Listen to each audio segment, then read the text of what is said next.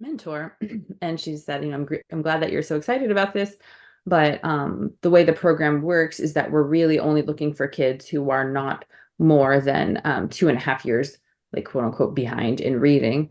And I remember being so confused by that. I'm like, why? Like, why would this doesn't make any sense? I thought the whole goal was to help, close any gaps regardless of where they are. And after, without her saying this explicitly, it turned out to really be tied to money and what they could prove on paper. If you are working with kids who are not that behind, it's easier to show gains than closing a huge gap.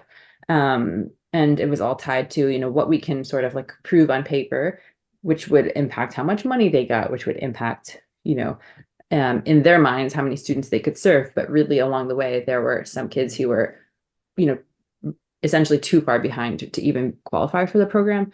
And that was so frustrating and awful. And luckily, like the mentor I had did not have me like turn the student away. She was like, no, keep working with him.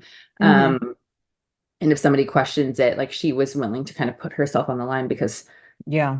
technically we were not supposed to have accepted him into the program.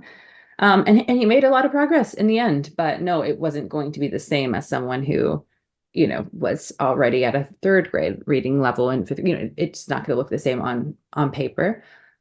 So from there, I remember being incredibly frustrated, but I continued to work with him. And just there, we know that there's such a connection between reading and writing. And my motivation to really look into grad school was I wanted to figure out like how to build programs that would be more inclusive, that could make a difference.